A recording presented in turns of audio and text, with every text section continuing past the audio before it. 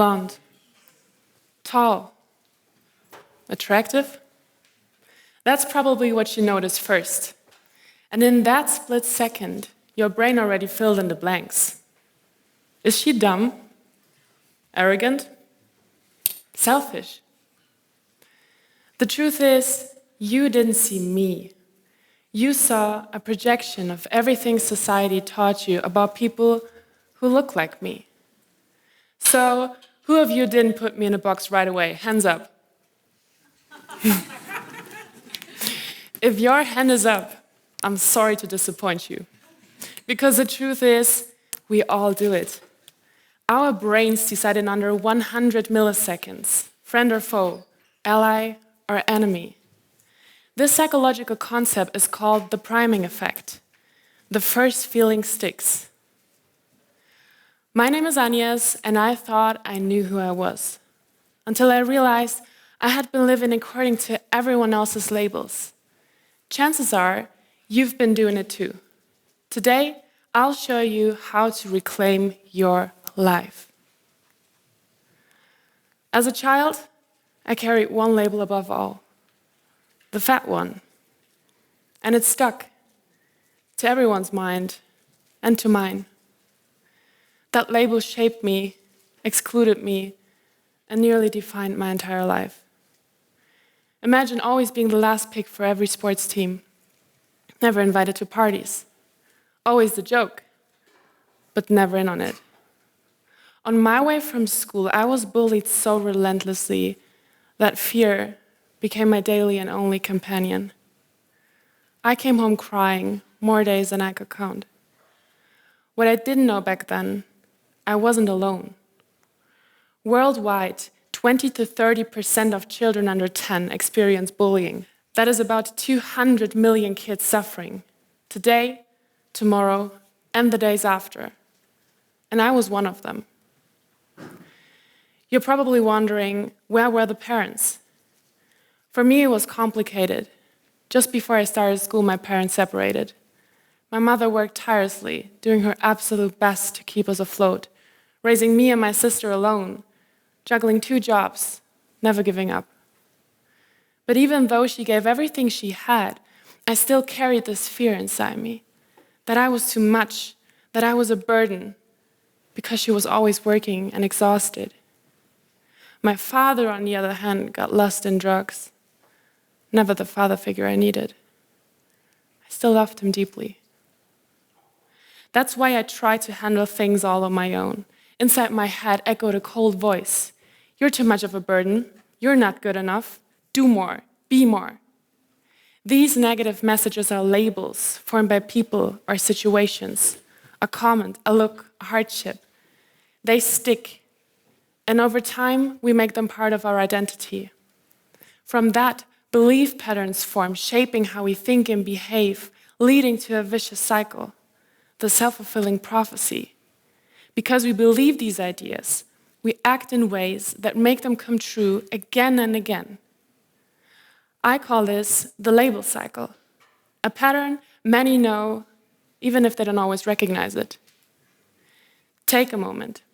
What labels are you carrying around? Could a change in circumstances make them disappear? Let's jump a few years ahead. A new environment, new friends, so a new me. Suddenly I was popular, the best in my class, almost perfect. The recognition felt amazing, but it came at a steep price. Behind closed doors, the reality was very different.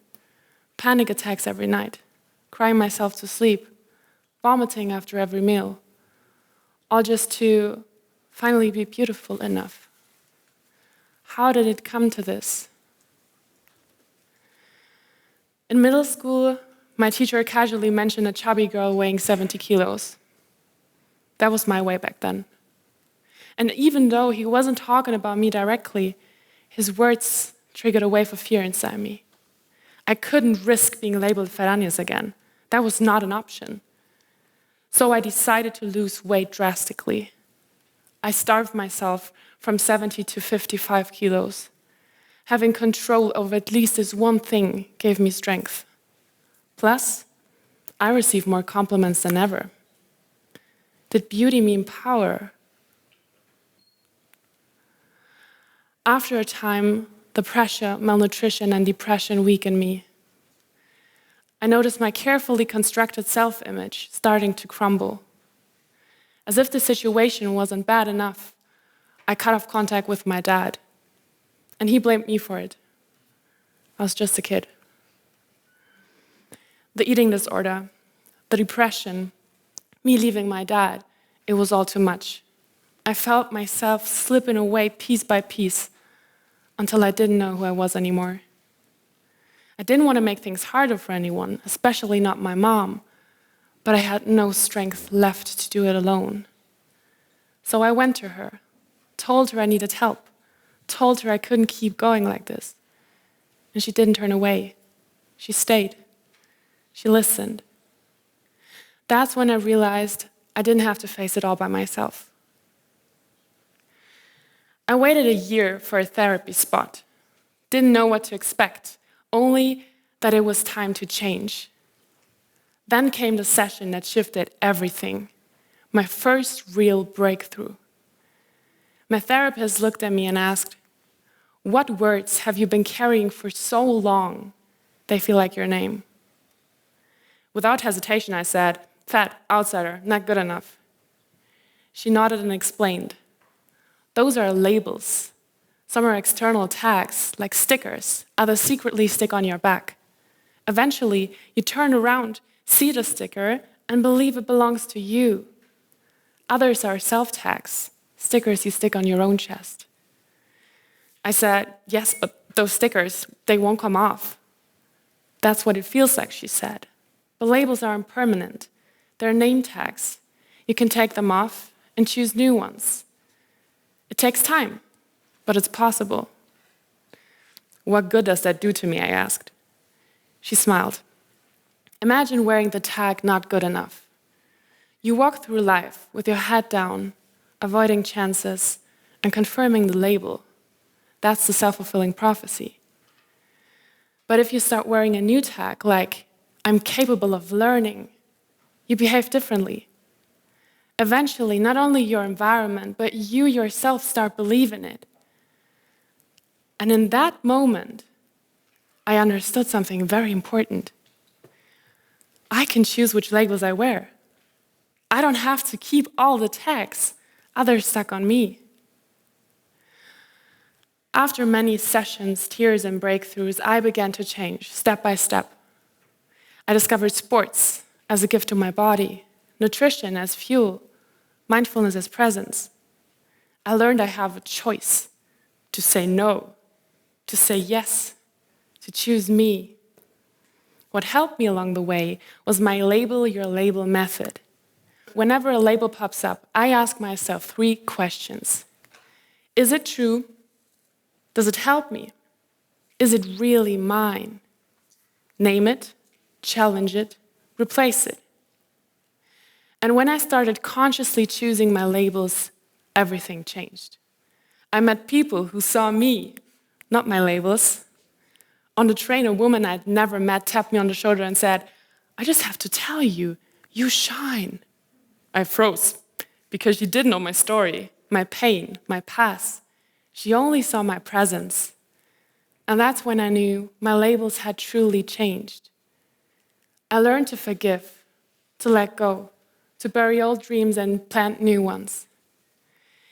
Today I feel beautiful, brave, confident, and most important, I feel like I'm enough. Now, I invite you on a little time travel. Imagine 10 years have passed.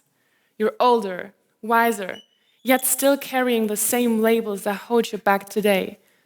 The labels that block you, that kill your dreams before they even grow. How does that feel to you?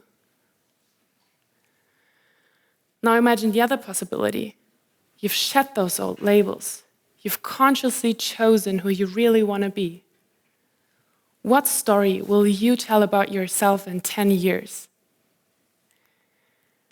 Your labels are your attitude. They don't have to work for anyone but you.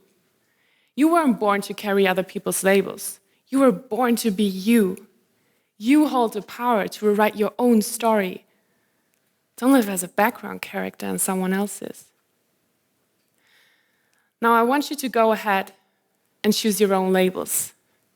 Pick one to keep and one to release.